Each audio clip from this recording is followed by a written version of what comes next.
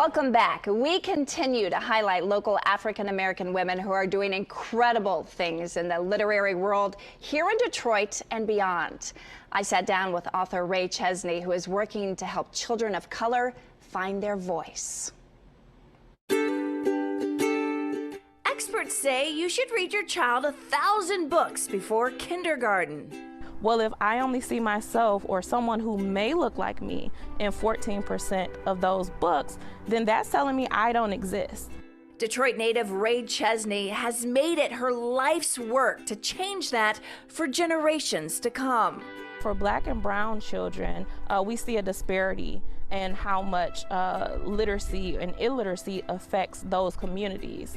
And so when we look at that disparity, and using representation to get these children excited about reading, it's not just about the reading and the writing, it's about how they feel about themselves. The author and Johns Hopkins literacy consultant started out in corporate America, but soon realized she wasn't doing what she was meant to.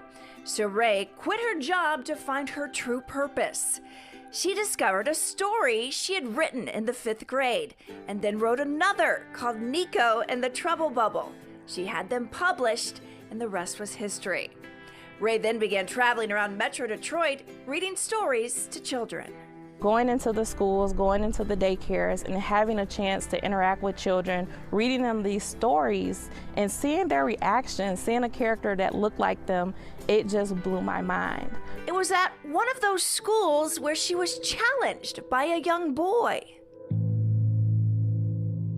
He looked me squarely in the eyes and he said, "You didn't write that book." And he told me you couldn't have written that book because all authors are old white men with glasses.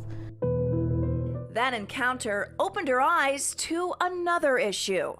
I realized it was not just a matter of the people who were in the book looking like the readers, it was also a matter of the people writing the books looking like the kids who were reading them. So she started a program called Literacy Come to Life in 2015. We showed the kids stories written by me. Here are kids who look like you, but then we also gave them a chance to create stories. And what that did was it created an opportunity for these children who may not love reading to become peer mentors. They're writing stories, we're turning them into books, we're taking them around the world and saying, someone your age who looks like you wrote this book. And you see this spontaneous combustion happen. Since the pandemic, Rae has had to push the pause button on those classroom visits and has been focusing on virtual mentoring, coaching a 6-year-old girl named Zathura Gillespie. They have been working together since last year to turn her ideas into a book. It is just an amazing experience to watch her bloom and find her voice and find her power.